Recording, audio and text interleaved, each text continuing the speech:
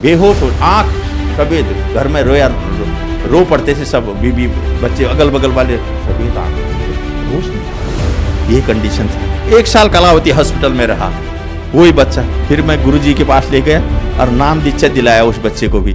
रामपाल जी गुरुजी मेरे भगवान ने आशीर्वाद दिया, याद है मुझे, ऐसे ले गया आशीर्वाद दिया वो बच्चे को। उस दिन से वहीं पर बीमार कहाँ रह गई पता नहीं, तब से आज देखो फर्स्ट डिवीजन में पढ़ रहा है, हेल्थी है। बीमार नाम की चीज नहीं है, कहाँ उड़ गया वो बीमार। मैं बताओ 1 साल से कलावती हॉस्पिटल में फेंट होने वाला बच्चा। ये है कमाल का प्रमाण, ये है पूर्ण परमात्मा की ताकत।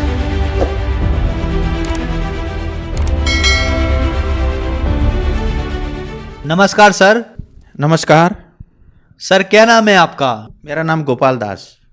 सर, कहाँ के रहने वाले हैं आप? मैं उत्तराखंड नेपाल बॉर्डर। सर, संत रामपाल जी महाराज से नाम दीक्षा आपने कब ली? 1 मार्च 2009 को लिया था।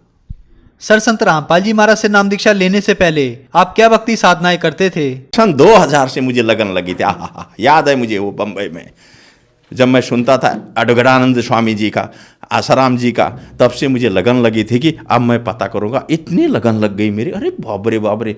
मैं जितने भी संत दिल्ली बम्बई जहाँ हो उनको वहाँ जाके अटेंड करता था सत्संग सुनने के लिए, सिर्फ ओनली ड्यूटी में एब्सेंट करके 15-15 दिन। जैसे सतपाल जी महाराज का गुड़गांव में हो गया, 1 हफ्ता ड्यूटी में नहीं गया मैं। जैसे आसाराम जी का बम्बई में हो गया, मैं बम्बई जी में जाके अटेंड करता था। कृष्ण मिर्दुल जी बिंद्रावन के, उनको सत्संग सुनने के लिए मैं ड्यूटी एब्सेंट करके वहाँ जाता था। मैं पूजा भी करता था राम की। बोला मुझे उस परमात्मा से मिला जो सबसे सर्वशक्तिमान है, ये भक्ति करता था मैं। भक्ति यही करता था, मेरे 24 घंटा मेरा ये मुख से वचन आता था। उस पर सबसे बड़ा भगवान कौन है, इसमें मैं रह गया। इसलिए 10 साल तक गुरु धारण नहीं किया। मेरे दोस्तों ने सबने किया, मैंने नहीं किया। सर, आपने बताया कि आप सबसे बड़े भगवान की खोज में थे। उसके लिए आप सभी संतों के पास गए, सुधांशु जी के पास गए, आसाराम जी के पास गए। किसी ने राम को बड़ा बताया, किसी ने दुर्गा माता को, किसी ने श्री कृष्ण जी को बड़ा बताया। तो सर, आपकी ये खोज पूरी हुई, आपको सबसे बड़ा भगवान मिला। जैसे मुझे 2009 में वो बुक मिली, भक्ति सौदागर बुक मिली 2009, 1 फरवरी कालिका मंदिर ओखला में तेजेंद्र भगत जी ने मेरे हाथ में बुक पकड़ाई। सेंट्रल बैंक का मैनेजर है वो आदमी दिल्ली में। बुक पकड़े, जैसे मैंने वो बुक देखा, अरे तेरी 8-10 पेज क्या पढ़ा था मैंने। रात को फ़ोन किया उसको, हे भगवान, भगवान तो ये है भाई, मिल गया मुझे। अब पता चला ये तो इतने बड़े भगवान। उसको मैंने फ़ोन किया रात को, मुझे ले चलना है वहाँ आश्रम ले, तो अब पहला गुरु धारण करूँगा। इसी चक्कर में मैं था। अब मुझे पता चला कि सबसे बड़ा सर्वशक्तिमान भगवान कौन है। उन्होंने बोला अच्छा अभी सो जाओ, मैं तुम्हें कार में मेरी ले जाऊंगा, नाम दिलाऊंगा। फिर उन्होंने मुझे 1 मार्च को अपनी कार में बोला संत रामपाल जी के आश्रम में वहाँ ले गए और उनसे नाम दीक्षा मुझे दिला दी। सर, आपने बताया कि आपने सभी संतों के 10 साल तक सत्संग सुने, लेकिन किसी को अपना गुरु नहीं बनाया, क्योंकि आप एक खोज में थे कि मेरे को सबसे बड़ा भगवान मिले। और संत रामपाल जी महाराज की शरण में आने के बाद आपकी वो खोज पूरी हुई। तो संत रामपाल जी महाराज से नाम दीक्षा लेने के बाद क्या आपको कोई लाभ भी मिले? जैसे मैंने नाम लिया वहाँ से 1 मार्च को, उस दिन से मैं 4 महीने फर्स्ट नाम जो दिया गुरुजी ने, जो मेरे मैं याद है मुझे, जो मेरे फंसे हुए पैसे पीएफ में 3 जगह पैसे लकट गए। अरे अचानक नहीं देने वाले, बैंकों में पैसे आने लगे मेरे। मैं तो हैरान रह गया, इतने चंगा हो गया, इतना खुश हो गया मैं। अरे इतनी आनंद क्यों है मेरे को अंदर से। चारों तरफ से पैसे 3 जगह से बैंकों में पैसे आ रहे मेरे, जो कभी नहीं देने वाले थे वो भेज रहे हैं। और 3 जगह पीएफ का पैसा आ गया, जो कभी ठेकेदारी में पीएफ देते ही नहीं है। हे भगवान, ये अक्षर में 4 महीने भी नहीं हुए थे, वो गिना रहा हूँ मैं आपको। अब उसके बाद का आगे का मैं गिनाऊँ, ओहो। फिर मैं गाँव गया नाम लेने के बाद। गांव से पूरी परिवार बीमार थी, दमा थी वहाँ परिवार को, मिसेज दमाग थी, बच्चा तो फेंट हो रहा था वहाँ, पूरी तरह खा रहा था, नीचे से जा रही थी, पूरा बेहोश पड़ता था बच्चा। जैसे उनको यहाँ लाया, सोने के लिए बिस्तर नहीं था, परिवार साथ में कहाँ रहे। एक रिश्तेदार के घर रहा, वो बोला भाई कपड़ा तो नहीं होंगे। मैं बोला भाई मेरे पास 1000 रुपये, 800 रुपये का मैंने एक रसे गद्दा खरीदा, 200 बच गए भाई मेरे पास। याद है मुझे वो दिन लाजपत नगर में नौकरी लग गई मेरी, मालिक ने पता नहीं नौकरी लगा दिया, ऐसी नौकरी लगा दी। अब वहाँ से शुरू हुआ, नाम भी मिला, नौकरी भी लग गई, रोटी नहीं मिल रही थी, किराए में मकान लिया, किराए में रहता था। फिर अभी में शुरू हो गया किराए में रहना, नौकरी में तरक्की हुई। मैंने 20 साल बम्बई में नौकरी करी। 20 साल की कमाई मैंने भाई को भेजता रहा। उसने ज़मीन गांव में ले ली, मैं गया नहीं गांव में। ले लिया है, क्या जाना है। उसने अपने नाम पे ज़मीन कर दी, मेरी भी उसी के नाम पे थी पूरी ज़मीन। फिर मैंने भाई को बोला मेरे नाम पे आप कर दे भाई ज़मीन, और उसने नाम पे ज़मीन नहीं किया, मेरे नाम पे। फिर मैं बच्चों को लेके दिल्ली आ गया। फिर मैं गुरुजी से अर्ज़ किया ज़मीन हड़पने की 13 साल बाद। गुरुजी से अर्ज़ किया, गुरुजी ने बोला बेटा तेरी ज़मीन मिलेगी, झगड़ा मत करना। और जैसे गुरुजी ने ऐसा आशीर्वाद दिया मुझे 2013 में, और जैसे बरवाला से सत्संग सुन के मैं घर में आया, दिल्ली में किराए में रहता था। और किराए में रहने के बाद 5वें दिन उसने गांव से पूरा कोर्ट का डॉक्यूमेंट पेपर भेज के, वहाँ का सब भेज के यहाँ आदमी को भेजा, और चल भाई तेरी ज़मीन तेरे नाम पे करता हूँ करके वो आदमी लेके मेरे को ढूंढ रहा है कि एड्रेस ढूंढ रहा है। किराए के मकान में रहता था मैं। ऊपर मकान वाले बोलता है कौन आया है देख। जैसे मैंने देखा वो तो गाँव का आदमी है। घर में आया, पूरा डॉक्यूमेंट टेबल में रख दिया, बोला ये देखो पहले तुम्हारी ज़मीन जो थी वो तुम्हारे नाम पे करने वाले है, अब चलो भर के। जैसे वहाँ से भी फ़ोन आ गया उसका भाई का, बोला आजा तुम्हारी ज़मीन तुम्हारे नाम पे करता हूँ। ये हम अनहोनी हो गए। घर में बाल बच्चे बीवी बड़ा खुश हो गई। जैसे मैं गया गांव में, उसको बोला चल भी नाम पे कर दे। जैसे गए कोर्ट में, आहा वो देखते ही बनता है पसीना पसीना हो गया वो पूरा। 80 लाख की मेरी ज़मीन, आज की नहीं 2013 की बात बता रहा हूँ, 80 लाख की उस टाइम पे वो ज़मीन। अरे 1 लाख तो मांग लेता, 2 लाख 5 लाख तो मांग लेता। पसीना पसीना हो गया कोर्ट में जब नाम में डाल रहा था।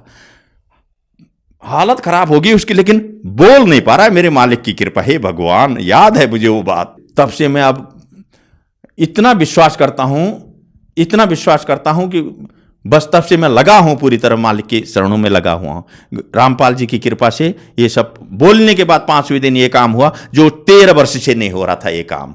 ये है गुरु जी की कृपा, ये है परमात्मा की कृपा, पूर्ण परमात्मा की, जिस परमात्मा की मैं खोज में था। और उसके बाद जो गांव से बच्चा लाया था मैं, आधा मुर्दा बेहोश पड़ने वाला।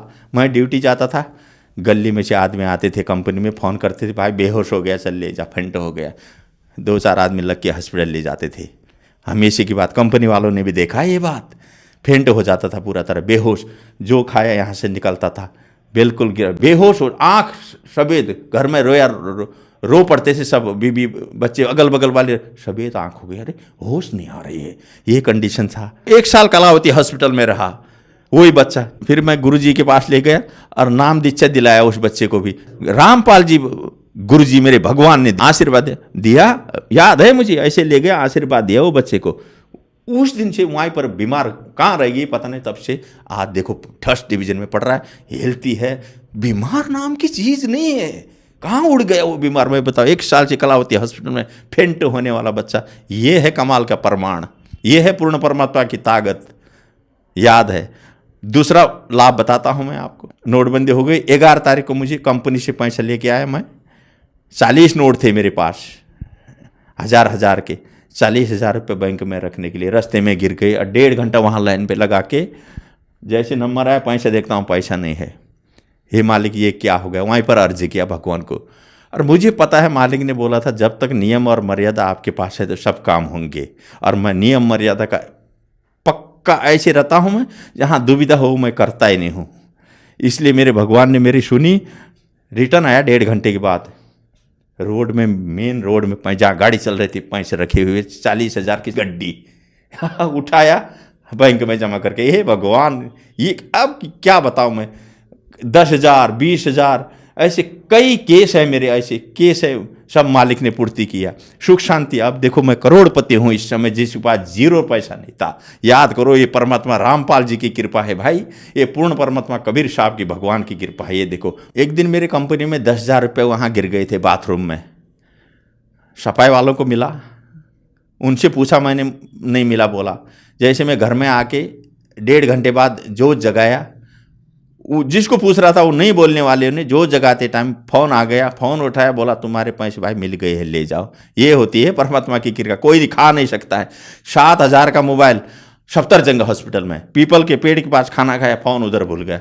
हे मालिक फ़ोन जाने दो, 7,000 का। रो के, याद है वो दिन मुझे अभी, रो के मैंने बोला मैं असुर निकंदन आरती कैसे करूं आप बताओ। ये इसमें मैं रह गया, मैं किस में करूं आप बताओ। असुर निकंदन रमणी दोपहर को करनी थी मुझे। क्यों मैंने जिंदगी भर एक भी चीज नहीं छोड़ा हूं अभी तक, किसी कीमत पर रात दिन लगा के तीनों टाइम की आरती जो जो आपने बताया वो मैं पूर्ण किया हूं और पूर्ण करूंगा। ये मेरी छूट जाएगी अभी मालिक। फोन मेरा गायब हो गया, कंपनी में फोन है, कंपनी वालों ने मुझे फोन किया, दूसरा फोन में घर में किया, ये कांटेक्ट हो कि वो फोन मुझे 7,000 का दे के गया। क्यों दे के गया वो, अब बताओ ये क्या चीज है। ये पूर्ण परमात्मा की शक्ति, ये रामपाल जी गुरुदेव की शक्ति है, ये देख लो भाई, आंखों देखी प्रमाण बता रहा हूं मैं। और दूसरा लाभ, पत्नी की दिमाग की बीमारी पूरी तरह दिमाग की बीमारी, और 5 साल से दवा ESI में चल रही थी, सांस लगना वो हो जाना, संत रामपाल जी की कृपा से नाम लेने के बाद खत्म हो गई बीमारी पूरी तरह। बीमारी अब देखो कहाँ गई बीमारी। सर, संत रामपाल जी महाराज से नाम दीक्षा लेने के बाद आपको बहुत सारे लाभ मिले, तो जो समाज आज आपको देख रहा है और वो भी किसी न किसी बीमारी से ग्रस्त है, तो क्या वो भी संत रामपाल जी महाराज से नाम दीक्षा लेने के बाद ठीक हो सकते हैं?